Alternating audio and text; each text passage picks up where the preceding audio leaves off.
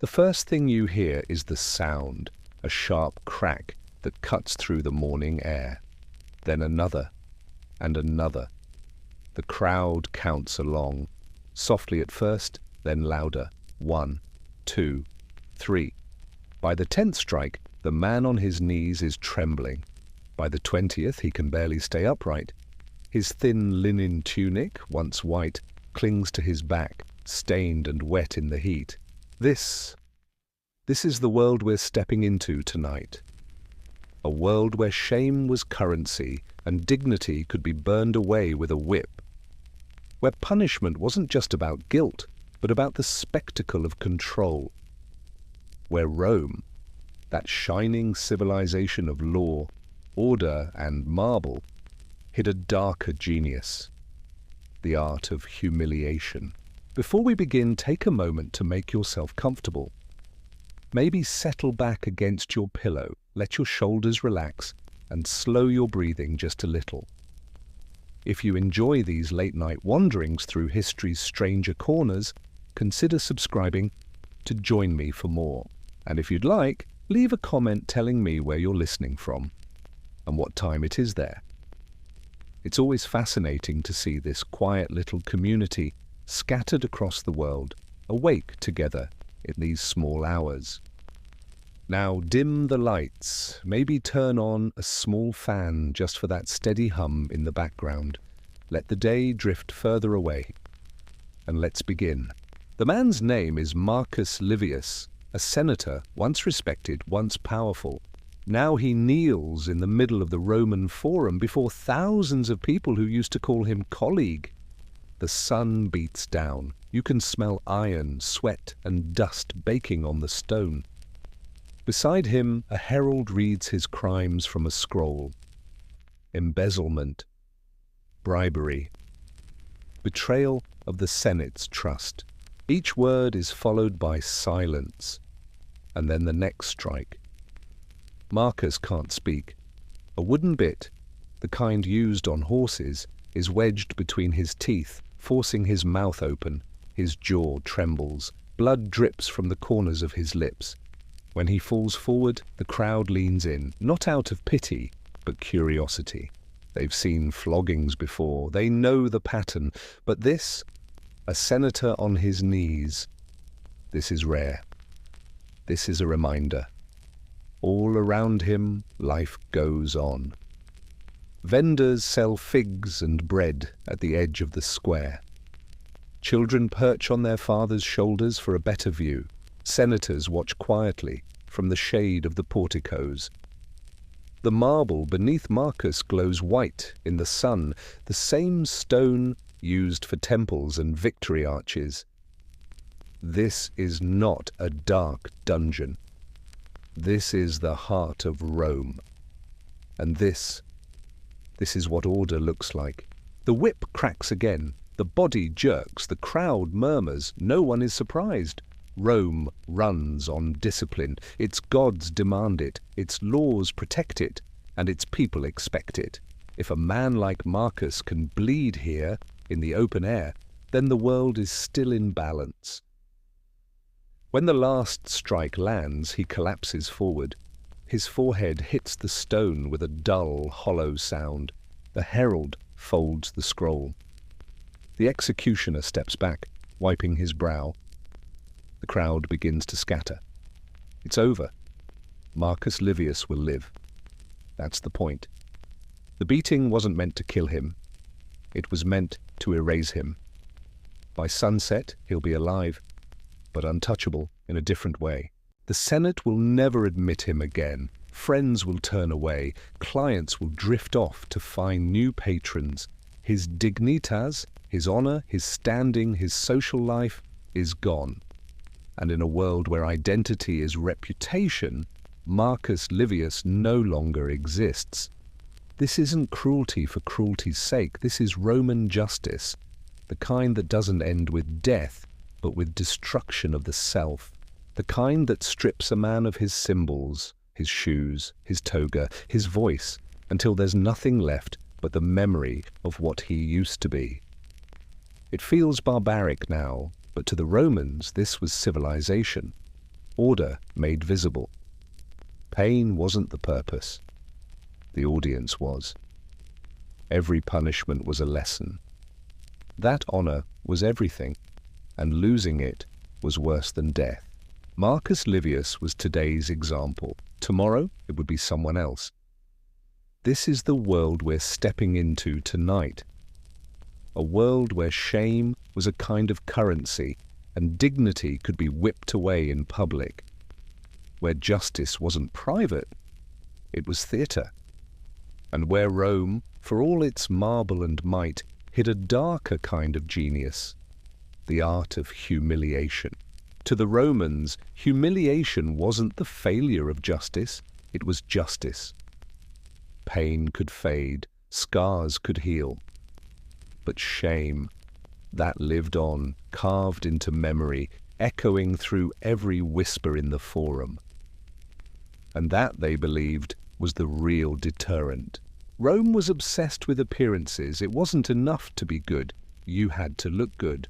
Respect wasn't something you owned. It was something other people gave you. Every greeting on the street, every seat at a banquet, every nod from an equal was proof that you still belonged to the world of the honorable. That sense of belonging had a name, dignitas. It meant your worth, the sum of your achievements, your family's name, and the way people treated you. It wasn't written down anywhere, but everyone knew who had it and who had lost it. A man with high dignitas could speak and be heard. A man without it could vanish in plain sight. You can imagine it, a senator once greeted with cheers, now walking through the marketplace as people look away. No one calls his name. No one moves aside. The space around him feels heavy, airless, like he's already dead. That's what it meant to lose dignitas. You didn't disappear from life. You disappeared from society. But dignitas wasn't the only currency in Rome's invisible economy of respect. There was also gravitas, the quality of seriousness, composure, self-control. Romans believed a man's dignity lived in the way he carried himself. To lose gravitas was to lose shape. If you wept too openly, if you pleaded, if you begged, you became transparent, a man others could see through. And in Rome, being seen through was dangerous. It meant people could imagine you as something less, a fool, a coward, or worse, a slave. That's why Marcus Livius's punishment was so effective. He didn't just lose his position, he lost his composure. He trembled, he fell, he bled in front of the crowd. And when a Roman man bled in public, the wound wasn't just in the skin, it was in the soul. And then there was virtues. The Romans used the word to mean courage or manliness, but it meant something far deeper. A kind of unbreakable control over your body, your desires, your fear. A real Roman man didn't flinch. He didn't cry out. He didn't surrender to pain or emotion. To be seen flinching was to lose virtues, and to lose virtues was to stop being a man. That was the foundation of Rome's moral universe. Control. Control over others, control over the self, control over the image you projected to the world. And humiliation? Humiliation was the precise moment that control shattered. It stripped away the illusion that power was permanent. It showed everyone that even the highest man could fall, could be silenced, could be turned into an object. And that image, that reminder, was what kept the rest of society in line. Rome's punishments were never about retribution. They were about display. A man whipped in the forum wasn't being corrected. He was being performed. His downfall became a mirror in which every citizen saw what could happen if they stepped out of line. The pain wasn't for the guilty, it was for the watching. That's why Roman justice was always public. Behind closed doors, a punishment meant nothing. It had to be seen, discussed, remembered. It had to live in rumor and gossip and retelling. You can picture it, a slave beaten in the street, a general stripped of his armor, a senator forced to beg for mercy. Every layer of status peeled away, every symbol of power undone. The crowd didn't just watch. They learned. They learned that power could vanish faster than breath, that order depended on fear dressed as morality. To the Romans, cruelty wasn't a flaw in the system, it was the proof that the system worked. They saw pain as something purifying, a way to burn away corruption and restore balance. When Marcus Livius was flogged, it wasn't to make him suffer, it was to cleanse the Republic of the shame he had brought upon it.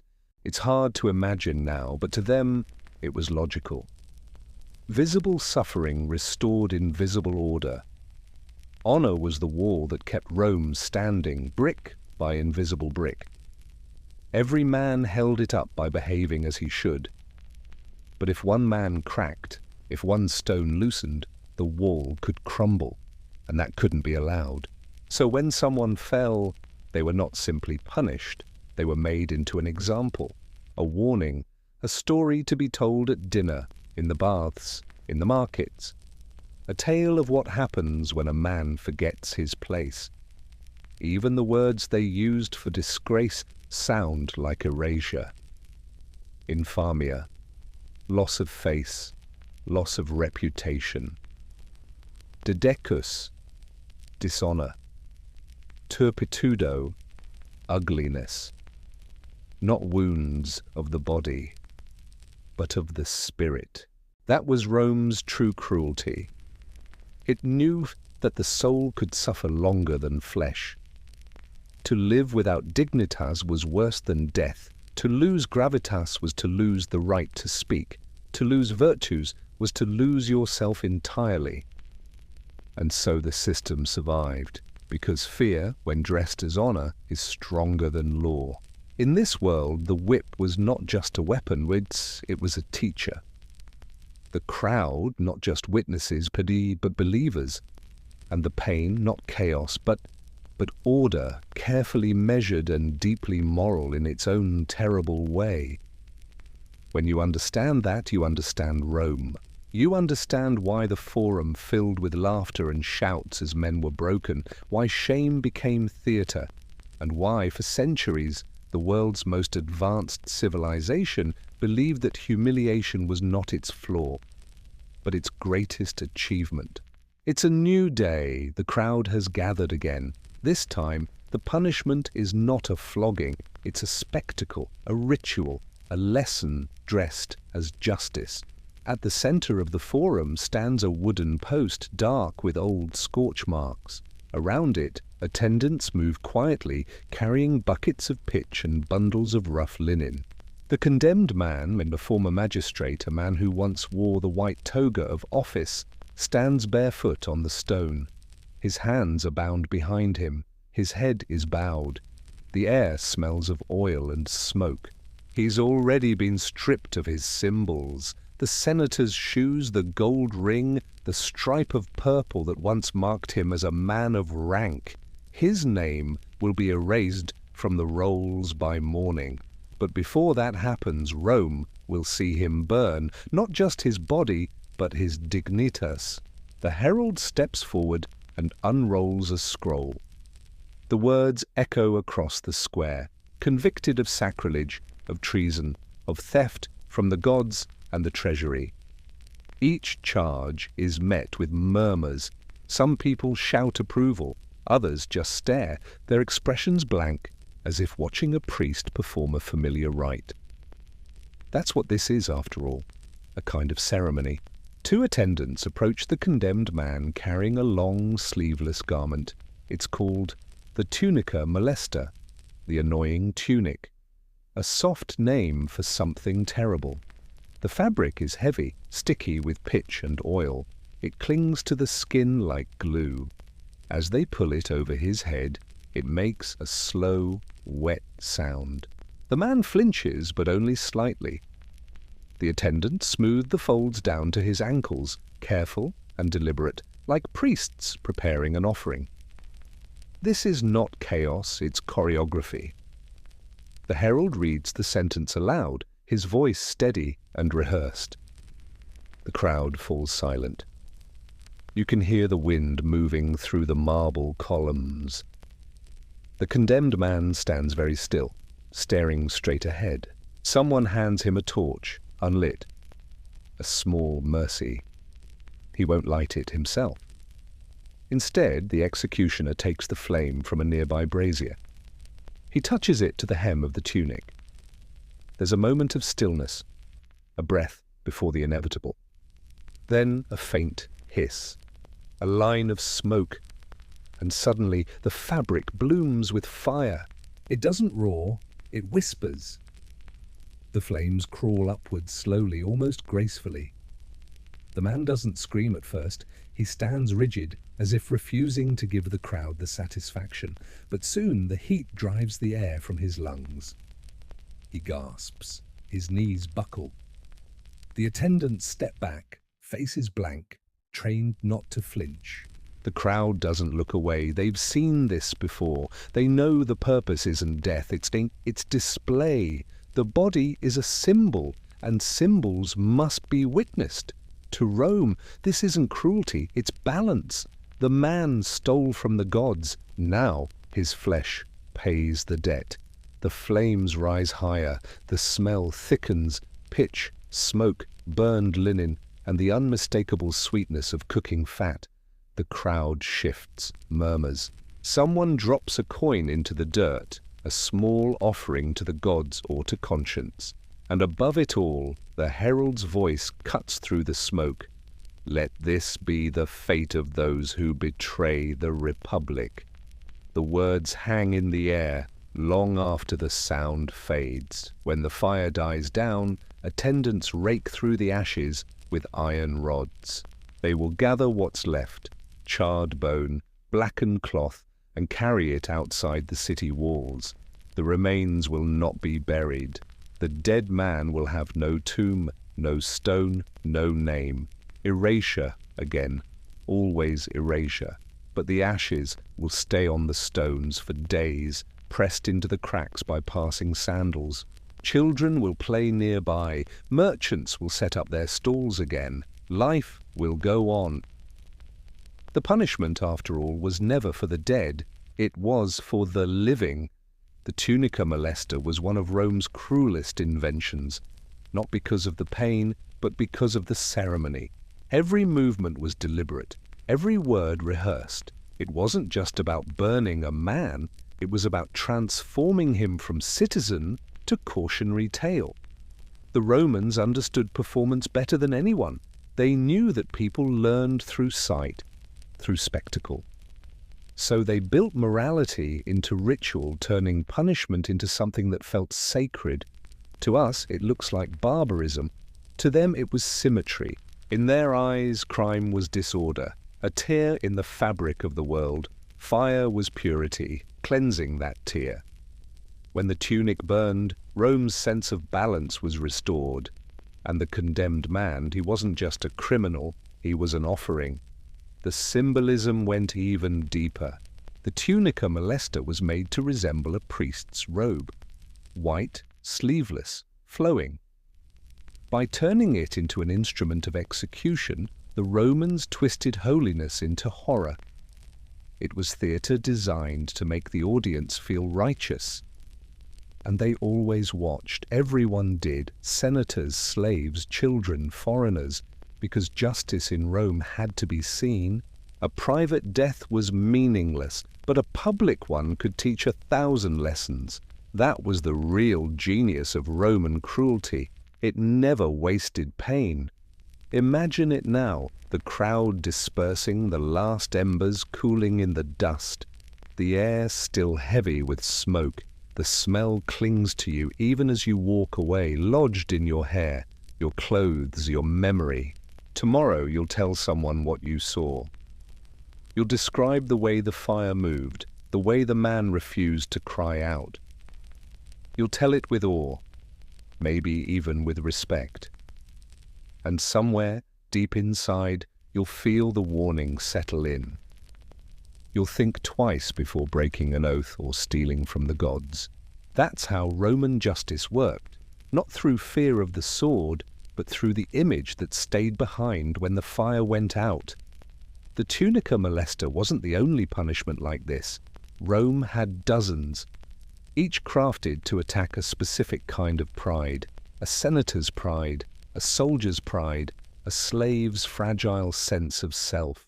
Each one carefully designed to burn, to bleed, or to break the one thing every Roman feared losing most: their honor. And for those at the bottom, the ones who had no dignitas to lose, Rome had other ways to make sure they remembered their place. Tomorrow's punishment would not involve fire. It would involve collars, brands, and chains. But the purpose would be the same: to remind everyone watching that in Rome, even suffering had order. The day begins early in the slave market. Before the sun has cleared the rooftops, the square is already alive with sound: the shuffling of feet, the bark of orders, the rustle of coin purses. A line of men and women stand in the half-light, bare-shouldered, heads bowed. Their wrists are bound in front of them with rope, not tightly, but enough to remind them that they will not decide where they go today. The smell is sharp and mixed: sweat, smoke, oil, and iron. Iron especially. Because iron is what defines this place: the chains, the shackles, the collars. The collars are heavy, simple rings of metal fastened around the neck. Some are plain. Others carry small plates with stamped letters saying, "Hold me, lest I flee." A Roman citizen could read the words like a joke. For the person wearing it, it was a life sentence written in metal. A slave collar was not just restraint, it was a declaration. It told the world that the person inside it did not belong to themselves. A scribe sits behind a table, dipping a stylus into ink, copying descriptions into a register: age, height, origin, price. Next to him, a brazier glows. The brand irons inside it are red-hot, waiting.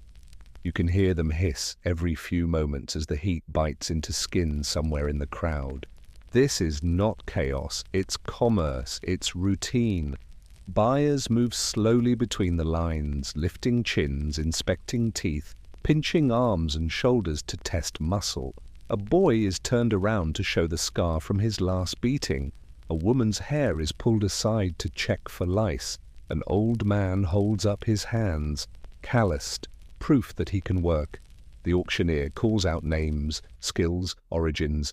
A Gaul, a cook, a Greek tutor, 2 Nubians. The crowd murmurs. Prices rise and fall like the hum of a hive. Somewhere in the back, a man shivers though it's warm. His brand is new, still smoking faintly. Someone dabs oil on it to keep the skin from swelling too fast. He stares at the ground. He knows that from now on his body will carry 2 kinds of ownership: one written on paper, the other burned into his flesh. In the Roman world, humiliation wasn't just for the guilty, it was for the powerless, and the slave market was where humiliation began. To a Roman master, the collar was not merely a chain, it was philosophy, a tool of control that worked better than fear. Fear fades, pain heals, but humiliation lingers. It seeps into the mind, reshaping how a person sees themselves. The Romans understood this. They believed that to control a person's will, you first had to destroy their sense of self. A man who still thought of himself as a man might rebel. A man who had come to think of himself as property would not. So humiliation became a method, a quiet, effective one. It started the moment a slave arrived in a household. Their name was taken away. They were given a new one, short and practical: Felix for luck, Fortunata for irony. Their old clothes were replaced with tunics dyed the color of dust. Their hair was cut to match the others. They were told when to speak and when to disappear. And over time, the boundaries between the body and the will blurred. There's a story from the poet Martial about a runaway slave whose master had the collar maker inscribe this on the bronze. I belong to Publius. Hold me if I run. Bring me back for a reward. Imagine wearing that, your name replaced by someone else's, your neck a public notice board of your submission. The Romans saw no cruelty in this. They called it disciplina, order, a system that reminded everyone at every moment who stood where. It wasn't only for the master's benefit, it was for the city's. Rome was built on obedience, layers upon layers of it. The Senate obeyed the laws, citizens obeyed the Senate, clients obeyed patrons, slaves obeyed everyone. Humiliation was the glue that held those layers together. Because if a slave forgot their place, if they began to think of themselves as deserving of respect, the whole hierarchy trembled. Sometimes obedience wasn't enough. Sometimes masters wanted to see the spirit break.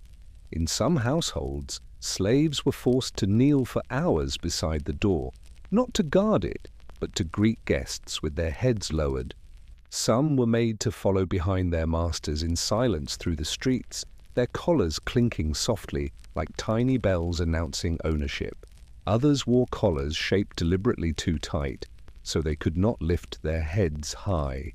The body was trained into posture, posture into habit, habit into belief. And so Rome perfected its invisible chain, the one that lived inside the mind. In the evenings, when the market emptied and the last buyers left, the slaves who weren't sold slept in pens behind the square. You can picture it, the moonlight glinting off rows of collars, the faint sound of breathing, the rustle of straw. Some talked quietly, sharing names they weren't supposed to remember. Some stared into the dark, already forgetting their old languages. By morning, their memories would feel further away. The faces of families, the smell of home. In their place, new routines, new orders, new masters. Rome didn't need to beat a slave every day to control them. It only needed to remind them constantly that they were seen as less than human. That reminder was everywhere, in the collar's weight, the whip's shadow, the casual tone of a command. And it worked. A slave who feared pain could still dream of freedom. A slave who felt shame no longer believed he deserved it. Humiliation was a cage stronger than iron. But sometimes even cages crack. There were stories, whispered ones, of slaves who took their collars off at night and fled into the hills, leaving them behind in the dirt. Of women who poisoned their master's wine. Of men who set fire to granaries and vanished before dawn. For every rebellion Rome crushed, there were 100 quiet acts of defiance, a look held too long, a word left unspoken, a small lie told to make another slave's life easier. The Romans never feared violence from slaves. They feared memory, the memory of being treated like equals. That's why the punishments were never just physical. A runaway wasn't simply beaten. He was branded on the forehead with an F, fugitivus, a living warning sign. To Rome, the collar wasn't cruelty. It was maintenance, a way to keep the social machine running smoothly, each cog aware of its place. The collar made the master's life easier. The brand made the overseer's job simpler. The humiliation made rebellion unthinkable. And in the silence of that obedience, Rome thrived. When the morning comes again, the market will open once more. The collars will gleam in the new sunlight. The scribes will dip their pens. The brands will hiss. Another line of faces will wait in the dust, blinking against the brightness, their lives shrinking to a price written on parchment. And all around, the roar of the crowd is already rolling through the air before you reach the arena. It's a sound unlike anything else in the world. Part festival, part feeding frenzy. Tens of thousands of voices rising as one, echoing off the stone. It's not hatred you hear, it's hunger. At the center of the arena, the sand has been raked smooth. For now, it looks peaceful, almost clean. But it never stays that way for long. The air carries the smell of sweat, oil, and blood that has seeped into the earth over centuries. A trumpet sounds, the gates open. From the shadowed corridor, a group of men step out, barefoot, dressed in cheap tunics painted in bright colors. The crowd cheers, not for them, but for the story they're about to tell. Because in Rome, even death was theater. These aren't gladiators, not the well-fed professionals the crowd adores. These are criminals condemned by the courts. Men who stole, rebelled, or simply angered the wrong patron. Today, they will die not as themselves, but as characters. The herald raises a hand, and the crowd quiets. He reads the day's program aloud, the labors of Hercules. The audience knows what that means. They'll see myth brought to life, literally. A condemned man will play Hercules. Others will play monsters, beasts, or victims. The crowd will watch them all die exactly as the story demands. It's called damnatio ad bestias, condemnation to the beasts. But in Rome, it wasn't just execution, it was choreography. The actors are led to their marks. Slaves smear them with paint and oil. One man is given a club. Another is dressed in a lion's skin, though the irony is clear. His body shakes too much to be heroic. At the signal, music begins. The crowd falls silent again. The man playing Hercules raises his club, a clumsy piece of wood. He swings once, twice, missing entirely. The other actors fall back, exaggerating their movements for the crowd. They know their roles. They know what comes next. From another gate, the true monsters appear. Lions, leopards, and bears, half-starved and roaring at the sudden light. The crowd surges to its feet. The animals don't care about theatre. They move by instinct. Within seconds, the illusion collapses into horror. The man in the lion's skin screams as the real lion lunges. The man with the club tries to run but slips in the sand. His final act, a myth played out in chaos, ends exactly as Rome intended. The audience cheers, not because they hate him, but because they love the story.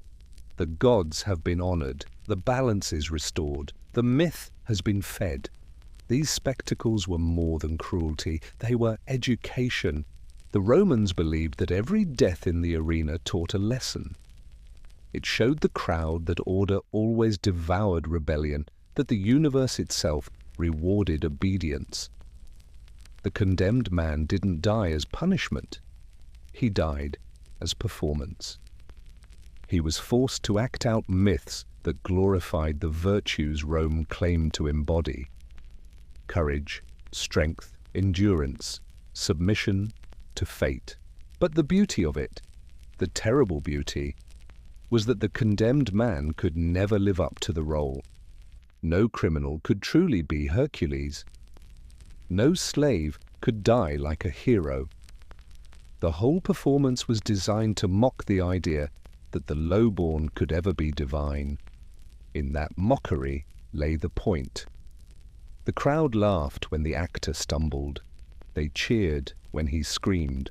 They marveled at how gods were imitated and how mortals failed. And as the flames or beasts consumed the players, everyone watching felt reassured. The order of the world remained intact. Even humiliation had structure. Other performances followed similar patterns. In one, a man accused of murder was dressed as Orpheus and sent into the arena with a lyre.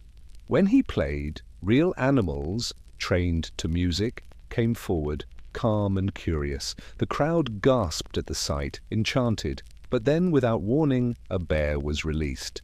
The symbolism was simple. Even art and beauty couldn't escape fate. Another favorite was the story of Icarus. A condemned thief was strapped into wax and feather wings, hoisted high by a rope system. The crowd cheered as he flew above the arena until the wings were set alight. He fell screaming, his body breaking on the sand. The audience laughed and applauded. It wasn't cruelty to them, it was myth. It was Rome reminding itself that mortals who reached too high would always fall. These deaths were slow, staged, and deliberate, but they weren't just for bloodlust. They were part of a larger story Rome told about itself. Every performance reinforced the hierarchy: gods above men, emperors above citizens, citizens above slaves. And at the very bottom, the criminals, the condemned, the outcasts, existed to remind everyone else what happened when you defied that order. Even the architecture of the arena told the same story. The emperor sat highest under a canopy of shade. Senators and knights occupied the next rings in marble seats with carved initials. Ordinary citizens filled the middle tiers. Slaves, women, and foreigners were packed at the top, where the sun was hottest. When the crowd shouted, "Kill him!" it wasn't anger. It was agreement. A collective nod to the system that kept them safe, fed, and entertained. And when the final body hit the sand, the crowd rose, clapped, and threw garlands. It wasn't mourning. It was applause for order restored. Afterward, slaves would enter the arena with rakes and buckets, sweeping up the blood, scattering fresh sand to cover the stains. They worked quickly. The next show was already being prepared. Another myth, another man, another lesson in obedience. By evening, when the last spectators drifted home and the torches burned low, the arena would fall silent again. The sand looked smooth once more, pale under the moonlight. But underneath that thin layer of calm lay centuries of ashes, the remains of those who had been made into stories, not people. And Rome slept soundly. Because as long as there were new myths to perform, but there would always be new bodies to fill them. In this world, even death had a script. The condemned didn't just die. They played a part. And when the curtain of fire and blood came down, the message lingered whispered into every Roman mind: know your place. You're in the stands now. It's hot. Not just from the sun, but from the thousands of bodies pressed shoulder to shoulder, their breath rising like smoke. The air hums with sound, vendors shouting, dice clattering, the slow murmur of anticipation. You feel it beneath your ribs, the low tremor of a city waiting to be fed its justice. From up here, the arena looks almost peaceful. A pale oval of sand ringed by marble and shadow. You could almost forget what happens in that space. Almost. Someone beside you, an old man with olive oil on his chin, leans forward, squinting. "Who is it today?" he asks. A boy behind him answers, "A thief, a runaway, maybe both." And the old man nods, satisfied, because this, right here, is how Rome reminds itself that it still works. The crowd isn't cruel, not in the way you might think. They don't come here to hate, they come here to understand. In a city that runs on hierarchy, senators above citizens, citizens above slaves, gods above all, the arena is where that order becomes visible. The people don't just watch, they learn. Every scream, every drop of blood is a lesson. You watch as the herald steps forward into the light, scroll in hand. The sound rolls over you, the crowd falling quiet, the official voice cutting through the heat. "Condemned for theft," he says, "condemned for dishonor, condemned for disobedience." The words aren't about one man, they're about everyone listening, about the invisible line between you and the sand. You look down at the condemned man as he's led out, thin, sunburned, shaking slightly. He's not a soldier or a rebel, just a man who broke the order, and now he will show everyone what happens when that order is broken. You don't want to admit it, but your heart speeds up. Not with excitement, not exactly. It's something deeper, older, the feeling of seeing law take shape in flesh. A trumpet sounds, the gate opens, the first blow lands, or in a spear, clean through the chest. The crowd flinches, then exhales. Someone starts to clap, then another. It spreads until you're clapping too. You don't mean to, it just happens, because that's what this is, and a civic act, not a private thrill. Watching is part of being Roman. You are witnessing order restored, chaos corrected. To look away would be strange, even suspicious. You glance around and everyone is watching. Senators in their shaded seats, merchants in dusty tunics, women holding children on their laps. Even the slaves at the very top tier lean forward, eyes wide. Every face turned toward the sand, every mind tuned to the same rhythm. This is unity, the cruel kind, but unity all the same. Somewhere below, the body falls. A hush spreads, and in that hush, you understand what the Romans believed, that justice wasn't just a sentence, it was a performance. It had to be seen or it didn't exist. A private execution was pointless, it taught no one, but a public one, that taught everyone. This is how a city holds itself together, through spectacle, through shared morality performed in blood and sand. The amphitheater is a mirror. It reflects what Rome wants to see: strength, control, order. The man dying below is not the villain. He's the reminder, the warning, the symbol that lets the rest of the crowd go home and feel righteous. You notice the faces now, not of the condemned, but of the watchers. The woman wiping her eyes, the child gripping his father's arm, the vendor passing out wine while laughter ripples nearby. It's strange how normal it feels. There's no hatred, no madness, just quiet fascination, as if they're watching a storm roll in from the hills. Frightening, but beautiful in its inevitability. And in that moment you realize something uncomfortable. This isn't a story about them, it's about you.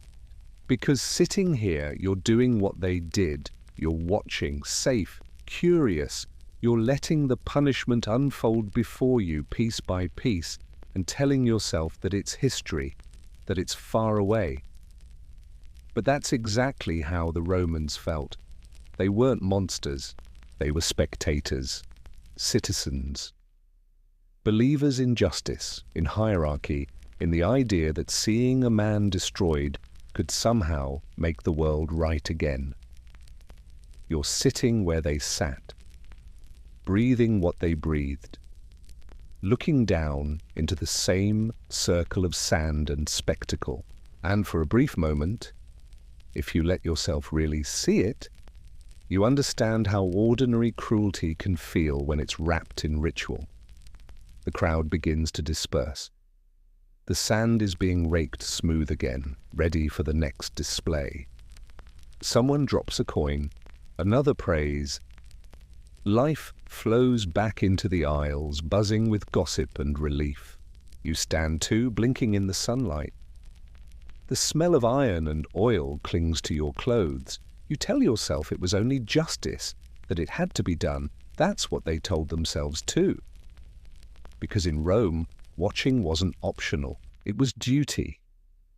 You didn't just live in the empire, you participated in it. You witnessed its power, its order, its ability to destroy and restore. To see was to belong, and as long as the crowd kept coming, as long as eyes kept watching, the empire would never doubt itself. That was Rome's true genius, not the architecture, not the armies, not the law. It was the people in the stands teaching themselves what civilization looked like, one death at a time. The next day begins in silence. No drums, no herald, no crowd roaring for blood, just the steady shuffle of sandals on marble and the soft wail of a woman trying not to make a sound. She walks between two lictors, her white stola trailing in the dust, her wrists bound loosely with cord. The square is full, but not loud. The watching crowd knows this is not the kind of spectacle you cheer for. This is the quieter kind, the kind that teaches its lesson through shame, not death. At the front of the procession, a herald carries a wooden placard with a single word painted in red: adulteress. That one word will follow her longer than any sentence.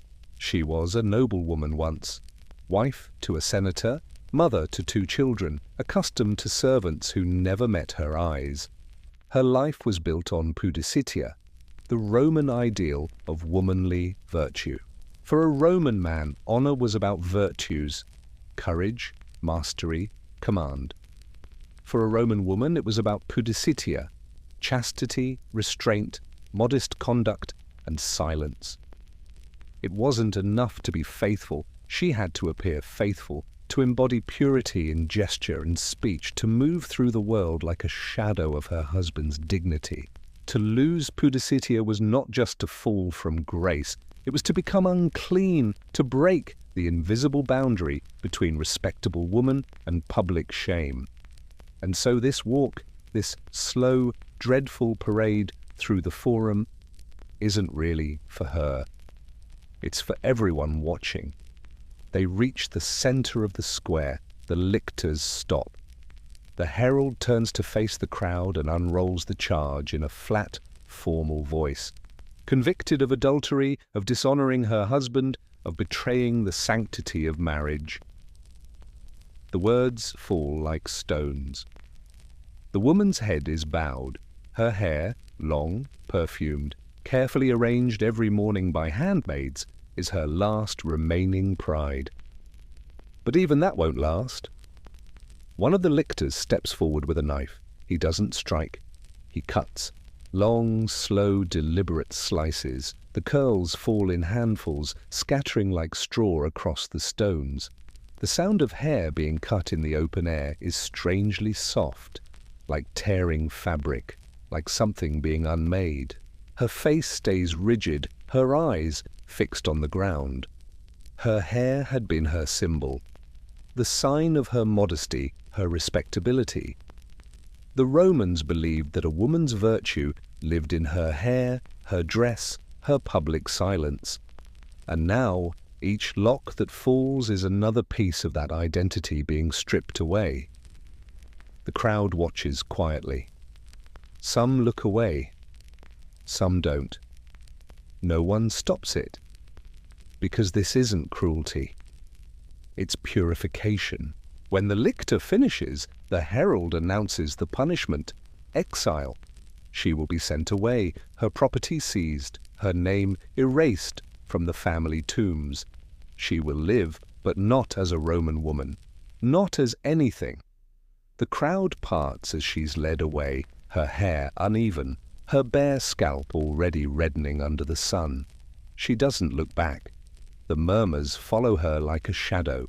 This isn't death, but it's close, because in Rome, a woman's social existence was her life. Take that away and she's already gone. The Romans called it justice. They didn't need blood to destroy someone. Shame was enough. For men, humiliation was a test of endurance. For women, it was annihilation. A man might rebuild his virtues by courage or service. A woman could never recover pudicitia once it was lost. It was a single-use currency. Once spent, it could never be earned again. And so, every Roman woman lived under the quiet weight of that fragility. Every word, every glance, every rumor had power. Even the whisper of impropriety could unravel a family's honor. Husbands could repudiate wives on suspicion alone, fathers could disown daughters, and society would nod approvingly.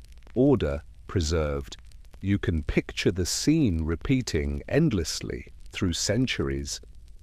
Women of rank and women of none, each one walking the same path of public disgrace. The crowd changes. The city changes. But the ritual never does. A woman's humiliation was not entertainment like the games. It was moral theatre. The point wasn't to delight. It was to instruct. Every spectator, every wife, every daughter learned the same silent lesson. that a woman's virtue belonged not to her, but to the men around her, that her body was a reflection of her husband's honor, her father's reputation, her family's name, and that to step outside that reflection was to vanish. In the archives of Roman law, you can still read the punishments prescribed for women accused of adultery or impropriety.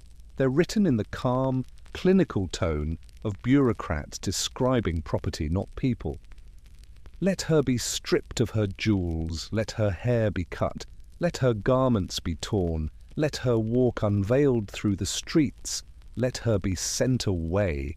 Each sentence begins with "let her," as if she is a ritual, not a person. That's how you turn a punishment into order. You make it predictable, repeatable, sacred. There's a kind of poetry in how Rome handled shame. Cruel poetry, but poetry nonetheless. Where men burned in the forum for their crimes, women dissolved in silence. Where men's punishment ended in spectacle, women's ended in forgetting. Their names erased from inscriptions, their portraits smashed, their stories told only in whispers, always ending the same way. She brought it on herself. And yet there's one more layer to it, the part Rome never wrote down. Humiliation could also be weaponized by power, not just morality. Emperors and elites used it to destroy rivals quietly. Accusations of adultery became tools, convenient ways to remove women from influence, to stain families without spilling blood. Sometimes the target wasn't even the woman. It was the men connected to her. A shamed wife meant a weakened husband. A ruined daughter meant a father stripped of gravitas. That's how humiliation turned political and personal all at once.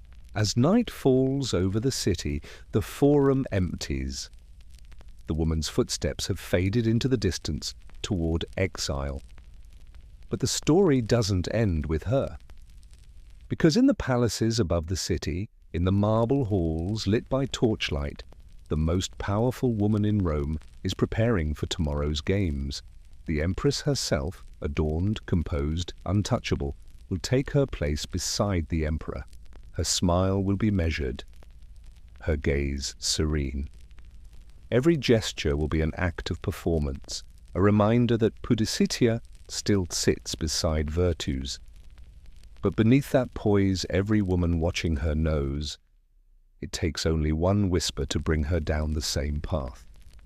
And tomorrow, as the emperor's games begin, Rome will celebrate its power all over again, not through shame, but through spectacle. Because humiliation and glory were always two sides of the same coin. The games begin not in the arena, but in the palace. A long corridor of polished marble, torches flicker against gold mosaics. Servants move silently, heads bowed, careful not to meet the emperor's eyes. Somewhere, behind one of the doors, someone is laughing. Not joyfully, but with that tight, nervous sound that only exists when laughter is safer than silence. Because when an emperor decides to make humiliation his sport, everyone becomes part of the game. Tonight, the emperor is Nero. He's sitting on a throne that looks more like a stage prop than furniture, gilded, encrusted with pearls, carved in the shape of a lyre. Around him, senators and courtiers wait in anxious reverence. None dares to move too quickly or speak too loudly. In his hands, Nero holds a scroll. The charges for a trial that will be more performance than law. The accused is already kneeling before him. An old senator who once criticized the emperor's singing voice at a banquet. That was his mistake. Now he's being tried for treason. The scroll unrolls slowly. Nero reads each line with exaggerated gravity, pausing for laughter where there should be outrage. The courtiers oblige. The laughter grows louder, echoing off the marble walls until it doesn't sound like laughter at all. Just noise, collective, and frightened. When the senator tries to protest, Nero raises a hand. "Ah," he says softly, "a singer wishes to interrupt my performance." The court chuckles again, louder this time, and that's the point. It's not about guilt, it's not about justice, it's about control. The humiliation itself is the punishment. The audience's laughter is the knife. When Nero orders the man to sing for his life, literally to sing, the room goes still. The senator's voice trembles, breaks, collapses into silence. The emperor smiles. "Terrible," he says. But at least it was entertaining. The sentence is exile, but the real sentence has already been carried out. He's been made ridiculous, and in Rome, ridicule kills faster than poison. This was Nero's favorite kind of justice, theatrical, intimate, and cruelly inventive. When he wasn't burning Christians in his gardens to light evening parties, he was staging mock trials, forcing nobles to perform humiliating tasks before their peers, dancing, acting, confessing. He blurred the line between punishment and performance until even the condemned had to applaud him. Nero didn't just rule through fear, he ruled through spectacle, the same instinct that built the arena, now transplanted into the imperial court. Because power in Rome had always been performative. The emperors just made it literal. Caligula took it further. Where Nero humiliated with artifice, Caligula did it with immediacy. Cruel improvisation that made everyone around him feel the edge of madness. He delighted in contradiction. One day he'd shower a senator with gifts, the next he'd force that same senator to crawl across the floor, barking like a dog. He called it reminding men of their nature. In his private banquets, he would invite guests to recline beside him, then have them stripped mid-meal, mocked for the shape of their bodies. Even Jupiter laughed at mortals, he would say. The guests would laugh too, they always did. To do otherwise was treason. Under these emperors, humiliation became more than justice. It became art. Every performance reinforced the same idea, that the emperor was divine, untouchable, the master of every narrative. When Nero acted on stage, playing gods, heroes, even tragic women, senators were required to attend, to cheer, to weep on cue.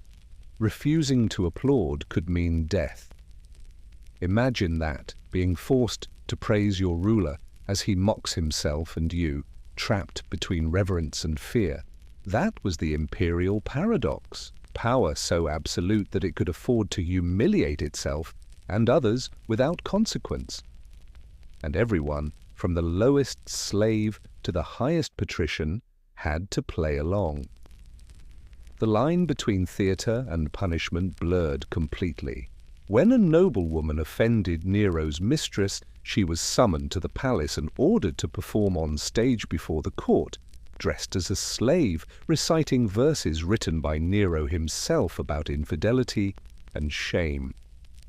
She fainted before she finished the first stanza. The emperor called it poetic justice. Another time, Caligula held a public lottery for punishments. He'd draw names, announce a crime, and invent the penalty on the spot. A beating, a public mockery, or worse, a forced declaration of loyalty before the entire city.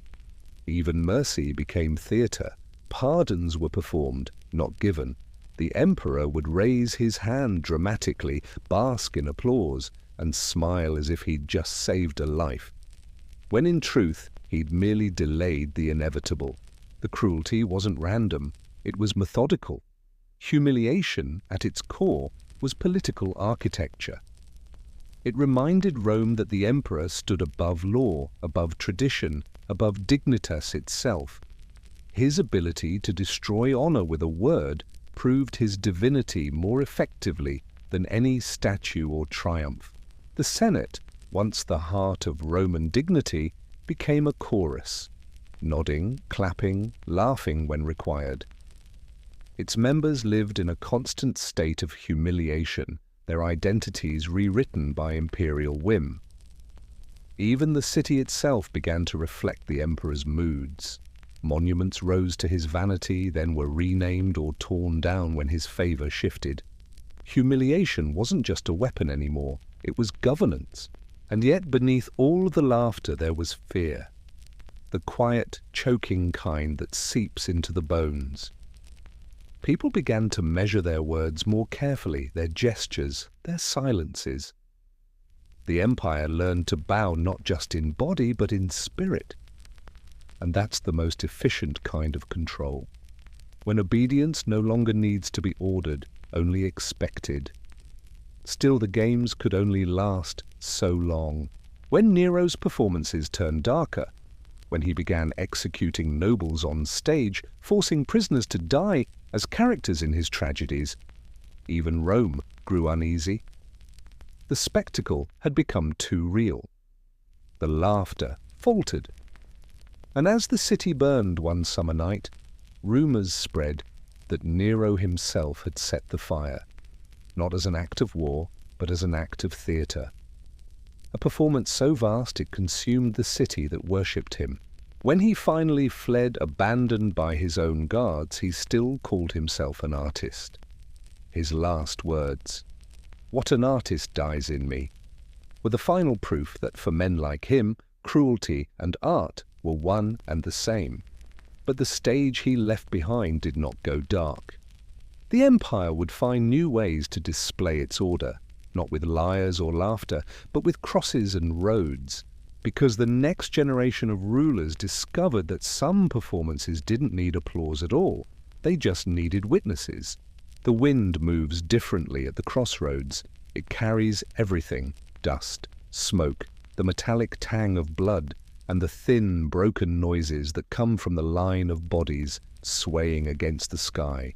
This is not the marble heart of Rome. This is the edge, the dirt roads where travelers pass, where wagons creak, where the empire displays what happens to those who step outside its order. The crosses are already there when you arrive, rows of them planted deep into the earth like warning signs. Some are new, their wood pale and clean. Others are darkened by age, streaked with weather and rain, and what the Romans politely called remnants. They stand not as monuments, but as messages. Every traveler sees them, every child asks, every answer is the same. This is Rome's final lesson in obedience. Crucifixion was never meant to be efficient. It was designed to linger.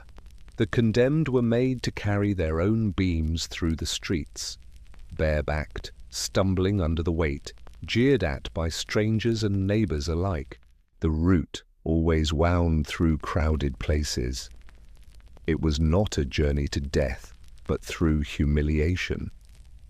By the time they reached the hill or crossroads, the body had already been broken, but the mind was still awake, and that was what mattered most.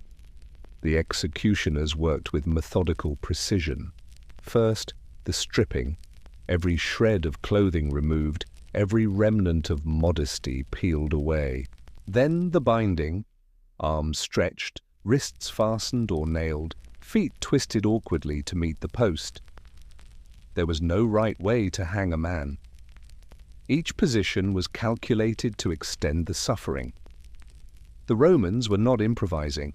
They had perfected it, down to how long a body could stay alive before it became too heavy to breathe. Some hung for a day, others for 3. The sound of crucifixion wasn't just screaming. It was quieter. The groan of rope, the rasp of breath, the creak of wood shifting as muscles failed.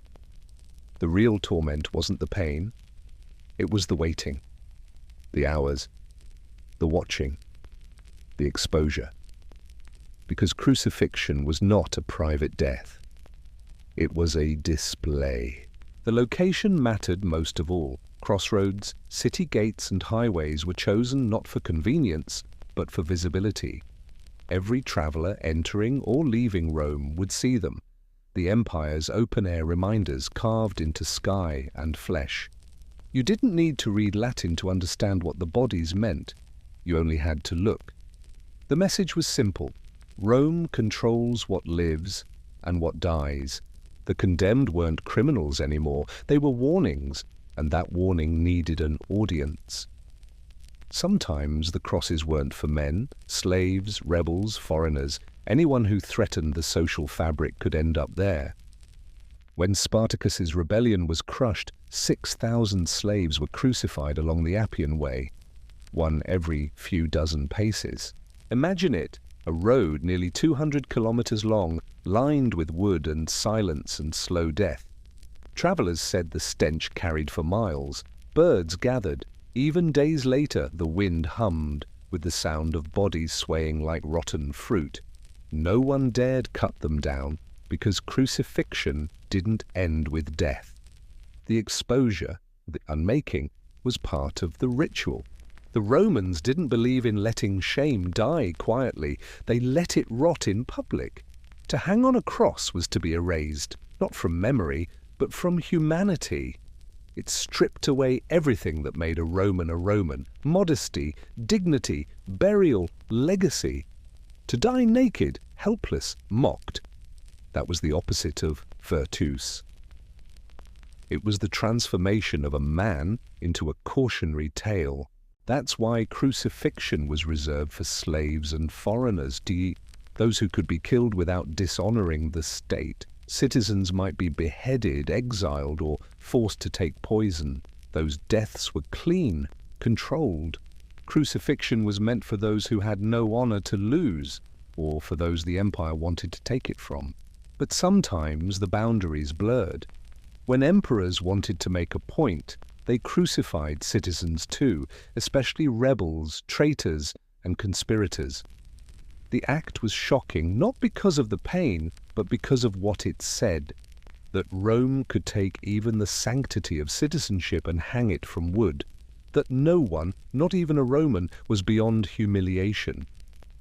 The horror of it wasn't just physical, it was communal. People gathered to watch, families brought food, children played nearby, vendors sold wine and bread while men died above them. The spectacle folded itself into daily life, casual and inevitable. Some crossed themselves for luck when they passed the bodies, others laughed. Because the human mind adapts. It learns to see atrocity as scenery. That was the real genius of Roman cruelty. Not how much it hurt, but how ordinary it became. At night, the wind rose again, carrying the smell of decay through the fields. Jackals moved among the posts, silent as smoke. The city slept. By morning, the condemned would still be there, skin blistered, eyes open, mouths stiffened into shapes of half-words. And still, the empire endured. Every new execution reaffirmed it. Rome did not punish to destroy. Rome punished to remind the living of their place, remind the dead of their worthlessness, remind the gods that Rome was watching too. And yet sometimes, even Rome's cruelty slipped beyond its control. There were whispers of men crucified who didn't break, of followers who returned to bury them when soldiers weren't looking, of names that began to spread like smoke across provinces, names that turned crosses into symbols, suffering into faith. But that was still far away. Not yet legend, not yet religion. For now, the crosses still stand at the crossroads, and the crowd still gathers to watch. The same faces that flinched in fear during the Emperor's games now come to stare, to whisper, to laugh. Because laughter, sharp, nervous, necessary, is what keeps a cruel world feeling civilized. And tomorrow, in the city's heart, they'll laugh again. The games will return, and Rome will find new ways to turn suffering into entertainment. The city wakes to laughter. It rolls down the marble steps of the theatre, across the markets, into the taverns and baths. Not gentle laughter, not warm, but sharp, rehearsed, and public. The kind that cuts. Inside the theatre, the crowd is packed shoulder to shoulder. The smell of sweat, wine, and cheap perfume thickens in the air. On stage, a man in a painted mask stumbles forward, clutching a scroll and whining in a high, nasal voice. The audience howls. They know who he's pretending to be. Everyone does. He's mimicking a senator, one who only weeks ago was paraded through the forum in disgrace for embezzling public funds. The trial was public. The punishment was painful. But this is worse. Because the real death in Rome doesn't happen on the cross or under the whip. It happens when people laugh at you. The actor bows low, exaggerating the senator's awkward gestures, puffing out his chest, then pretending to plead for mercy. "I didn't steal," he cries. "I relocated the treasury to my personal villa." The audience explodes. Laughter like thunder, feet stomping, hands clapping. Someone throws a handful of figs onto the stage.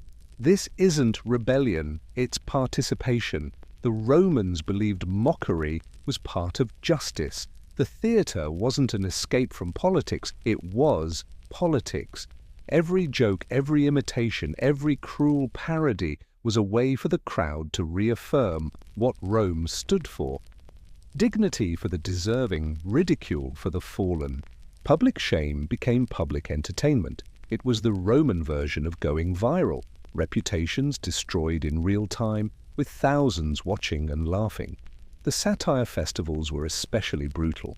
Each spring, actors performed plays mocking recent scandals, always anonymous, but never subtle. A general who lost a battle might find himself portrayed as a bumbling drunk. A corrupt magistrate might appear as a clownish pig, oinking for coins. Even emperors, if they had a sense of humor, or the illusion of one, allowed themselves to be teased. Laughter, after all, was control. An emperor who could laugh at a joke about his own power showed that he was untouchable. An emperor who didn't last long. In the streets, ridicule was everywhere. Graffiti on walls mocked the powerful, scratched in charcoal or carved into stone, crude drawings, obscene jokes, even political cartoons, ancient memes etched for eternity. One popular graffito from Pompeii shows a man being whipped by a woman. Beneath it, the caption reads, "Dominus? No, Domina. Master? No, mistress. Humor is cruel, but it's telling." Rome didn't fear laughter, it weaponized it. Mockery was the empire's pressure valve. It let people participate in humiliation without defiance. You could laugh at power as long as your laughter confirmed it. Sometimes that line blurred. The poet Juvenal once wrote that in Rome, it is impossible not to write satire. The city itself was absurd and so full of vice, vanity, and excess that comedy was simply realism. But satire was dangerous too. When writers mocked the wrong man, or the wrong emperor, the joke stopped being funny very quickly. One poet who ridiculed a high official's voice was publicly flogged. Another was exiled for a single verse about imperial greed. Even so, the tradition endured. Rome needed its laughter, as cruel and brittle as it was. It kept the moral machinery running. The illusion that even emperors could be judged, if only, through jest. In the baths, men repeated jokes they'd heard in the theatre. In the taverns, slaves imitated their masters after too much wine. Humiliation became the city's rhythm. Public disgrace performed by day, comedic reenactment by night. The same senator who was flogged in the Forum one week might find himself reborn as a stage buffoon the next, and the laughter would ripple outward, reaching every corner of the empire. Because humiliation wasn't just a punishment, it was an economy. It fed writers, actors, gossipers, and audiences alike. It made the moral order profitable. In Rome, laughter was both medicine and disease. It cured fear by giving it a voice. It justified cruelty by making it funny. And so every act of shame became a story. Every story became a joke. Every joke became a lesson. When the crowd laughed at the disgraced, they weren't mocking one man. They were reassuring themselves that they weren't him, that they still belonged, that Rome's invisible hierarchy remained intact. The louder the laughter, the safer they felt. You can almost see it. The actors bowing under garlands, the audience still roaring, the echoes bouncing off the stone walls of the theatre. Outside, the same city that had watched men burn, hang, and beg now bursts into applause for their caricatures. It's all part of the same machine. Pain becomes performance. Performance becomes laughter. And the laughter keeps the machine turning. Somewhere in the back row, a young writer watches quietly. He sees how quickly a name can disappear beneath a joke, how mockery can erase memory just as efficiently as fire or sword. He begins to wonder what happens when laughter isn't enough, when a joke can't destroy a man completely, when he must be erased not from dignity, but from existence itself. The thought takes root because in a world that feeds on humiliation, the next logical step is silence. And soon, Rome will discover that the cruelest form of forgetting isn't ridicule, it's erasure. It begins with the sound of chisels, not the ringing sound of creation and of statues being carved, of monuments being built, but the dull, deliberate rhythm of destruction. A stonemason stands before a marble wall that once bore an emperor's name. The letters are deep and proud, carved decades ago when the man they honored seemed immortal. The son of the divine, the father of Rome. Now each letter is being hacked out, one by one. Dust falls like pale snow. The air fills with a smell that isn't quite stone, isn't quite age, something dry and final. This is not punishment, this is purification. It is Damnatio Memoriae, the condemnation of memory. To the Romans, death was not the end of existence. Being forgotten was. To erase a man's name was to kill him twice, once in flesh, once in eternity. It was the final stage of humiliation, the one that began after the body was gone.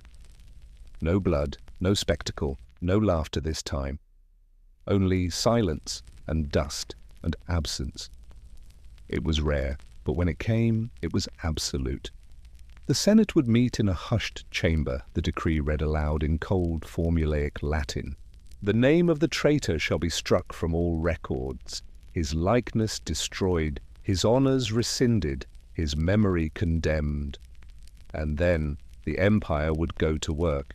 Statues smashed, faces carved off reliefs, coins melted down, inscriptions recut so that his name vanished, leaving smooth gaps where identity used to live. Even the family would suffer, stripped of rights, forced to pretend they had never known him. Children grew up forbidden to speak their father's name. His home was torn down, the foundation salted, as if memory itself were a crop that might grow back. You can walk through Rome and still see the ghosts of these erasures. Bas reliefs with heads chipped away, empty panels on triumphal arches, pedestals that once carried statues, now blank and wordless. If you look closely, you can sometimes see the faint shadows of letters, traces of what once was, the shape of an N, the curve of an O. It's haunting, the way memory resists its own burial. Even erased, the erased refused to disappear completely. The stone remembers.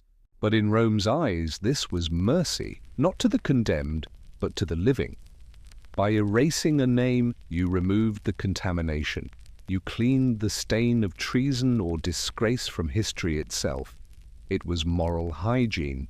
The empire, they said, must not carry the memory of corruption. And so memory became property, something the state could seize, edit, or delete at will. The Romans had perfected the art of humiliation in life. Damnatio Memoriae was how they perfected it in death. The most famous victims were emperors themselves. Domitian, after years of cruelty, was stabbed in his palace by his own servants. The next day, the Senate declared his name damned. His statues were toppled, his portraits scratched out, his titles reassigned to others. He had ruled the world, but in the end, Rome decided he had never existed. Geta, another emperor, suffered the same fate. Killed by his brother, his name erased from every monument, his face gouged from family reliefs so violently that the stone still shows the scars. Even the gods, it seemed, had limits to their patience. The process was bureaucratic, but also ritualistic, a cleansing by omission. Archivists went through scrolls, carefully crossing out names with black ink. Sculptors worked in silence, chiseling away faces they had once been paid to perfect. Each stroke was an act of obedience, each erasure a small reaffirmation that the empire was eternal, even if its rulers were not. Rome did not burn its enemies' words. It rewrote them.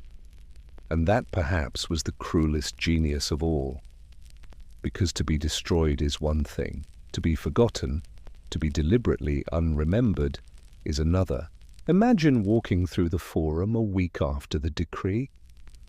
You see the pedestal where a statue once stood, still there, but scraped smooth, the bronze gone. You ask an old man what used to be there, and he shrugs. No one important, he says. Though he remembers perfectly well, people learn to forget quickly when forgetting is safer. In time, even the silence becomes ordinary. The absence stops feeling like a whole and starts feeling like history. That was the real power of Damnatio Memoriae. It didn't just erase a man, it made forgetting him a civic duty. The empire didn't shout over its past. It quietly edited it until nothing dangerous remained. The theatre mocked the disgraced, the court stripped them bare, the crosses made examples of their bodies. But this was the final step, the deletion of identity itself. No grave, no name, no echo, only blank stone and collective silence. And yet, paradoxically, every act of erasure left its own trace, a hollow where the name should be, a strange negative presence in the record. You can almost hear the philosophers arguing about it, the Stoics, the Cynics, the ones who still dared to ask questions out loud. If memory can be destroyed, can truth survive? If honor is decided by the powerful, what becomes of virtue when the powerful are corrupt? If Rome can erase its past, can it ever truly know itself? Those questions lingered in the marble and the dust, unanswered, unwelcome, but persistent. Because while the empire tried to silence memory, there were always minds that refused to obey. Men who believed that dignity and virtue came from within, not from how others remembered you. Philosophers who whispered that there were things even emperors couldn't erase, and they would soon put that belief to the test, in words, in exile, and in death. There are moments in history when the noise of the crowd falters, when laughter, applause, and the clatter of chains fade long enough for a quieter voice to slip through. In Rome, those voices belonged to the philosophers. They were the ones who watched the parades of humiliation, the trials, the mockery, the crucifixions, and asked a question that sounded almost dangerous. Is this justice or sickness? It's easy to forget that men like Seneca and Cicero lived inside the very machine they began to doubt. They weren't rebels.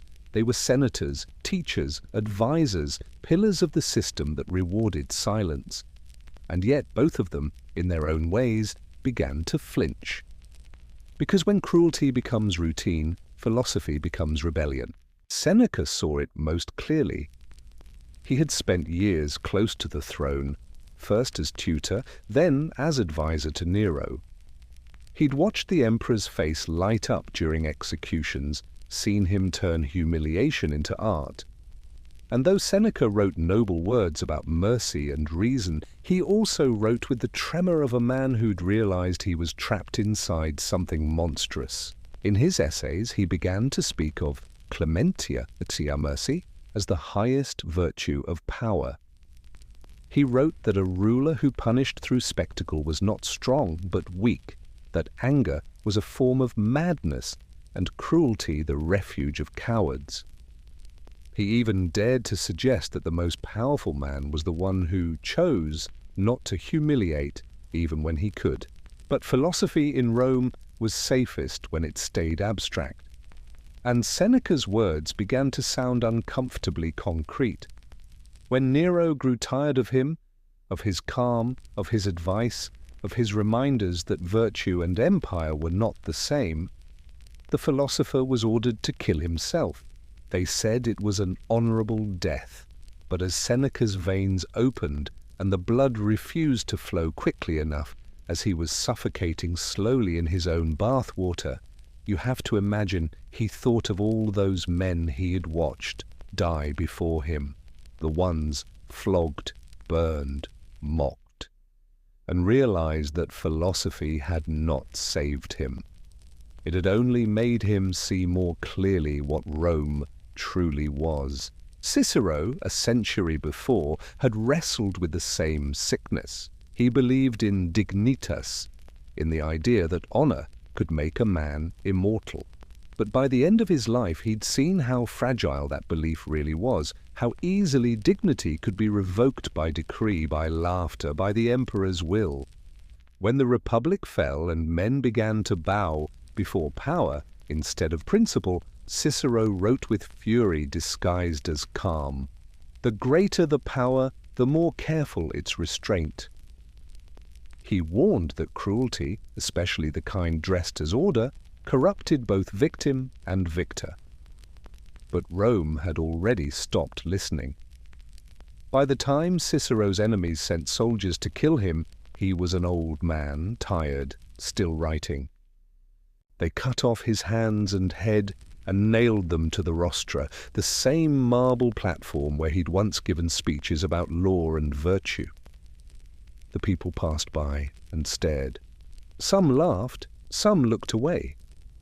Even in death, Cicero's fate became another performance, another Roman lesson in humiliation. Seneca and Cicero weren't alone. Epictetus, a former slave turned philosopher, taught that dignity was internal, that no whip or collar could touch a free mind. "You can chain my body," he said, "but not my will." To him, Rome's obsession with public shame was proof of its spiritual poverty. The powerful, he argued, were slaves to their own rage. The free man was the one who could endure humiliation without becoming smaller inside. Marcus Aurelius, the philosopher emperor, would later echo that same idea in his Meditations. He wrote that what others said or did was irrelevant, that only the soul's integrity mattered. "Waste no more time arguing about what a good man should be," he wrote. "Be one," but even he, writing in the flickering light of campaign tents while the empire groaned under its own weight, couldn't untangle himself from the machinery of spectacle. His reign saw peace, but also crucifixions, executions, and the quiet continuation of everything his philosophy condemned. That was the tragedy of Rome's thinkers. They diagnosed the disease but could not cure it. They tried to draw lines between virtue and violence, between honor and humiliation. But Rome kept erasing those lines in blood and laughter. The city itself was addicted to shame. It had learned to define itself not by mercy but by contrast, civilized because it could humiliate others, strong because it could make suffering beautiful. And for all their words, the philosophers remained citizens of that empire, bound by its comforts, its wealth, its logic. They tried to humanize a civilization that had made humiliation into art. But the theater was too loud. The crowd always drowned them out. Still, the doubt remained. Their writings, copied by students, hidden in libraries, whispered in cloisters, began to plant seeds. The idea that cruelty might not be necessary, that laughter at suffering might be a sign of weakness, not power, that the spectacle of humiliation might not be civilization's triumph, but its decay. It was a small crack in the marble, but cracks spread. By the late empire, that doubt had begun to widen. The arenas emptied, the statues grew weathered, the crowds stopped laughing as loudly. The philosophers had asked the right question, and the question refused to die.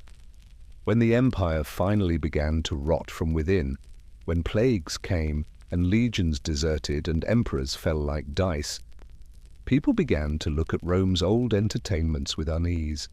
What had once been a ritual of strength now looked like a symptom of sickness. The laughter began to sound hollow. The spectators began to feel complicit. The great theatre of humiliation, that defining art of Rome, began to unravel. The philosophers had not saved Rome, but they had infected it, quietly, invisibly, with something more enduring than cruelty: doubt. And doubt, once it begins, is difficult to silence. It seeps into prayers, into poems, into the hearts of those who start to wonder whether the empire's glory was ever anything more than a mask for its fear. Soon, even the arenas would fall silent. And in that silence, a new world, one that no longer laughed at suffering, would begin to take shape. Because every performance, no matter how grand, eventually ends. And Rome's theatre of cruelty was nearing its final act. The laughter died before the empire did.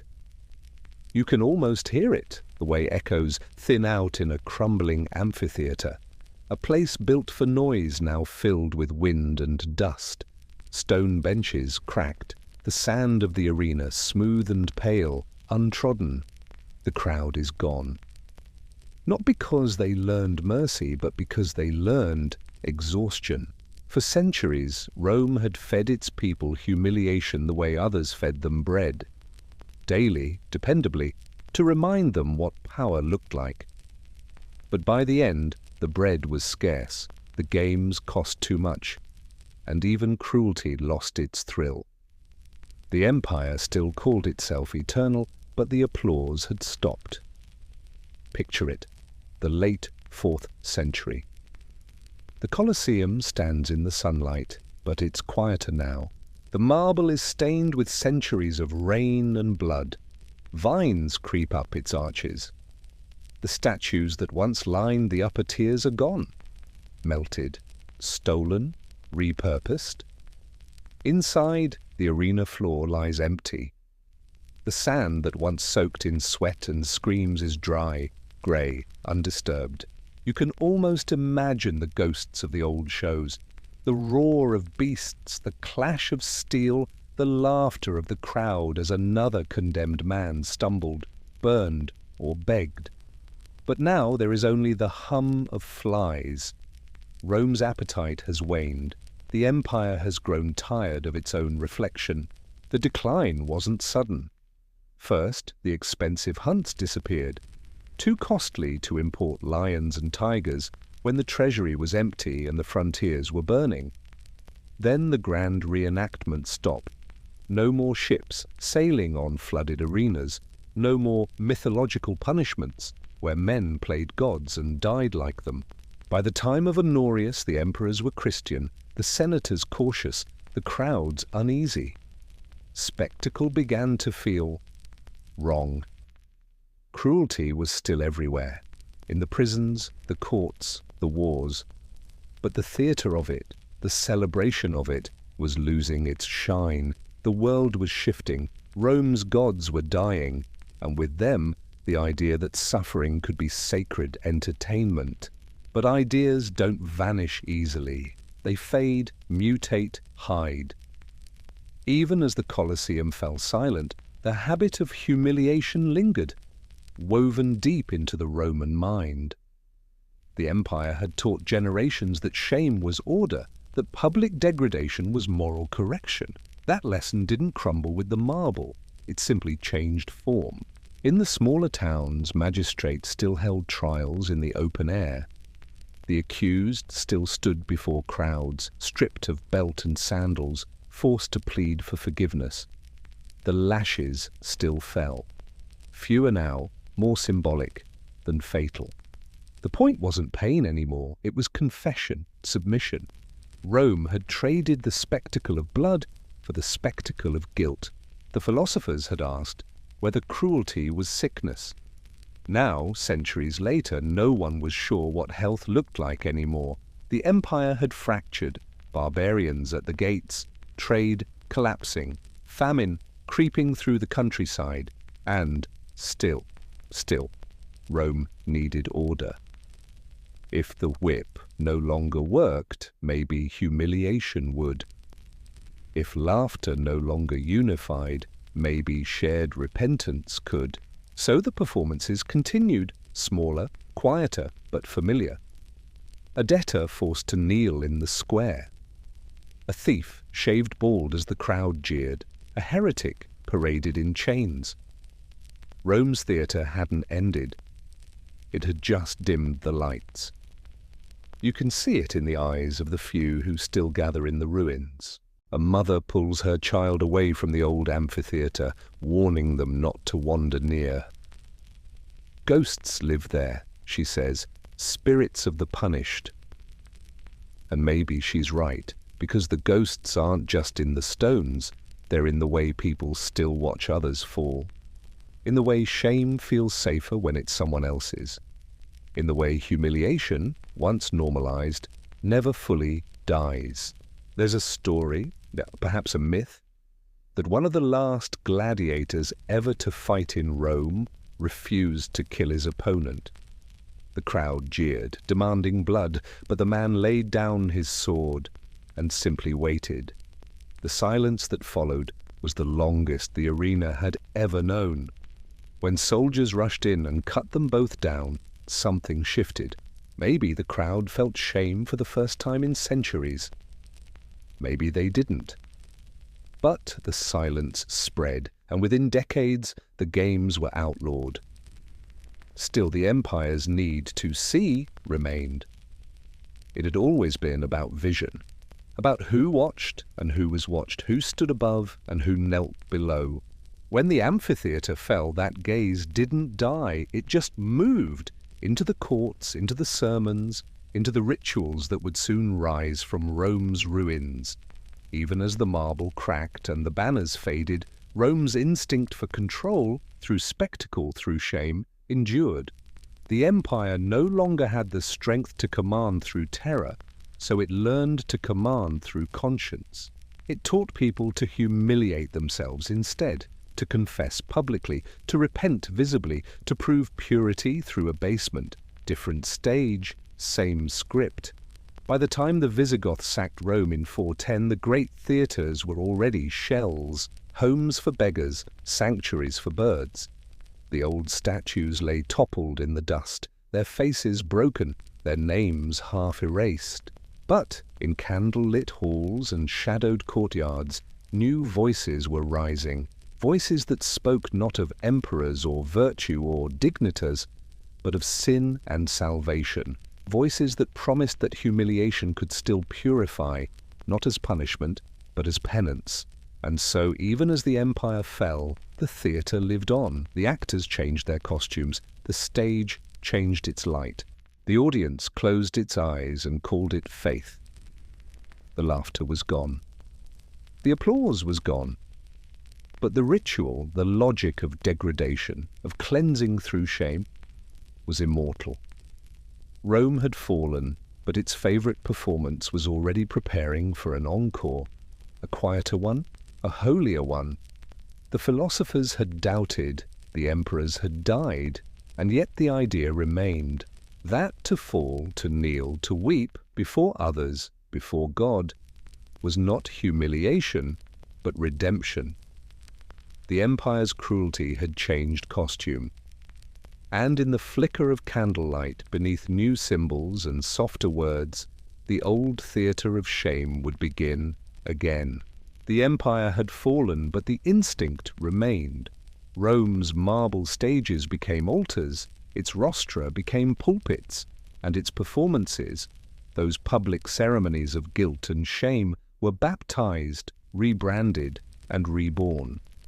The Church did not invent the idea of humiliation as purification, it simply gave it a new vocabulary. Sin replaced crime, penance replaced punishment. But the script, kneel, confess, suffer, be seen, stayed the same. In the early medieval world, the Roman idea of justice through humiliation became something holier, quieter, and infinitely more enduring.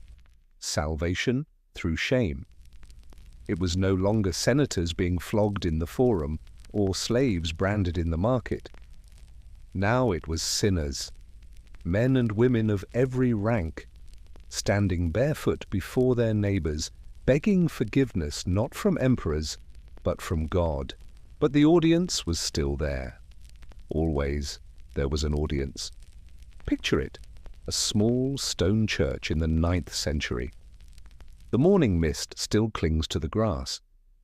Inside, the congregation gathers, farmers, widows, apprentices, all eyes drawn to the front, where a man stands trembling. He wears no cloak, no shoes, only a rough wool tunic, smeared with ash. Around his neck hangs a rope, the sign of the penitent. His voice shakes as he speaks. He lists his sins aloud: theft, pride, blasphemy. The words scrape his throat. When he finishes, the priest sprinkles him with holy water. The congregation murmurs. He is forgiven, but not restored. He must live for months as an outcast, wearing that rope in public, sitting apart, eating scraps. He has been saved, but visibly, publicly, humbly. The ritual is older than the Church admits. It smells of incense and olive oil, yes, but also of iron and dust. Public penance became one of medieval Europe's great obsessions. You could sin in private, but you had to be forgiven in public. Kings walked barefoot through city streets.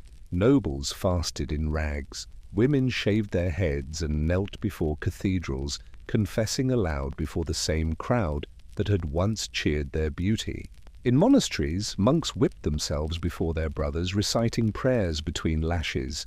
They called it discipline, they called it cleansing, and maybe it was, but to Rome, long dead, yet still whispering, it looked very familiar. Even architecture carried the echo. Where once the amphitheatre framed the spectacle of guilt, now the church did. The nave became the stage, the congregation the crowd. The penitent stood not beneath a blazing sun, but beneath stained glass. Still watched, still judged, still performing. The difference was the script. Before, a man was humiliated to reaffirm Rome's power. Now he was humiliated to reaffirm God's mercy. Either way, he had to kneel. The Church refined shame into a science. There were gradations of penance, calibrated like Roman ranks of punishment. Murderers wore black and fasted for years. Adulterers were marked with veils or cords. For lesser sins, gossip, greed, pride, there were shorter rituals, public prayers, donations, kneelings before the congregation. And if you defied the ritual, if you refused to confess, the Church had its own arsenal of humiliation ready. You could be excommunicated, banished, declared anathema. The gates of heaven would close, and worse, everyone would see it happen. Your name would be read aloud, your candles extinguished, your soul cut off before witnesses. Even the afterlife, it seemed, had an audience. By the high Middle Ages, public shame wasn't just moral, it was civic. The pillory, the stocks, the scarlet letters, all descendants of Rome's forum and theatre. A thief's hands locked in wood for days as villagers mocked him. A woman accused of infidelity forced to wear a letter A stitched into her dress. A drunkard paraded through the streets on a cart while children threw mud. Pain wasn't the point. Visibility was. Everyone had to see you fall. so that they could remember what rising cost. And people watched, always. Crowds gathered as if to mass. It was the same formula Rome had perfected centuries earlier, the spectacle of shame as a mirror for the soul. But now it had divine justification. To watch was to witness, to humiliate was to help save. Cruelty had become compassion's disguise. The Church even turned self-humiliation into virtue. Saints knelt in ashes, mystics called themselves worms, women wrote of their ecstatic joy in abasement, of scrubbing floors, kissing leper sores, sleeping on stone. Humility became holiness. The higher your shame, the closer your soul to God. It was no longer enough to be good, you had to be visibly broken. Rome had used humiliation to control the body. The Church used it to control the conscience. Both claimed to cure sin. Both depended on fear. And both learned that there was no greater spectacle than a person unmade in front of others. Their pride, their vanity, their selfhood peeled away in public view. The empire had burned its sinners. The Church let them burn from within. But somewhere in the ritual, somewhere between whip and prayer, between ashes and absolution, the line blurred. People began to wonder whether the shame purified the sinner or merely fed the audience, whether confession healed the soul or just satisfied the same ancient hunger for spectacle. That question, quiet, dangerous, and very old, began to rise again. The same one Seneca had whispered centuries before. Is this justice or sickness? By the time the medieval world reached its height, the rituals of public shame were everywhere, from England to France to Byzantium. Yet something was changing again. Whispers of reform, talk of mercy, of conscience, of the individual soul. The crowd was still there, but something in its gaze was beginning to shift, from judgment to fascination. People no longer watched just to see others punished. They watched because they couldn't look away. And that, perhaps, was the truest inheritance of all. Not cruelty, not faith, curiosity, a fascination with the fall. Because centuries later, when the pulpits quieted and the pillories were dismantled, the impulse remained. Not in stone, not in law, but in us. That quiet thrill at the spectacle of disgrace, that uneasy satisfaction when pride is humbled, that same Roman inheritance, polished, civilized, digitized, still pulsing beneath our moral skin. And so, as the Church's echoes fade, the story doesn't end. It just moves again, and from cathedrals to newspapers, from gossip to screens. Because even when the crosses and the collars are gone, we still love to watch someone fall. And that is where we'll go next. It starts the same way it always has in Uppsala, with someone watching. No torches, no crowds pressed shoulder to shoulder in the forum, no herald reading crimes from a scroll, just a glow from a screen, a click, a post, a comment, and there it is. The same old ritual, reborn in pixels. We don't tie people to pillars anymore. We don't carve out their names or drag them through the streets. We just watch them fall. A celebrity says the wrong thing. A politician's secret comes out. An ordinary person stumbles in public, and within hours the whole world is there, not to kill, but to witness. The language is different, but the logic is ancient. The Romans called it dignitas. We call it reputation. They lost it in the forum. We lose it online. It happens fast now. A mistake becomes a headline. A rumor becomes a meme. A confession, real or forced, becomes a spectacle of virtue and outrage. Someone apologizes on camera, voice trembling, the modern equivalent of standing barefoot before the crowd. And the crowd reacts just as it always did. Part pity, part satisfaction, part relief that it isn't them, because every public shaming is still, deep down, a reassurance. We are safe, We belong, we are still inside the circle. Rome built its theatres from stone, we built ours from screens. The lighting's better now, the cruelty's quieter, but it's the same choreography, the exposure, the confession, the fall, and the same unspoken pleasure in watching the powerful, the proud, or the foolish be stripped bare before everyone else. If a Roman senator lost gravitas, when people stopped moving aside for him in the street, a modern one loses it when his name trends for all the wrong reasons.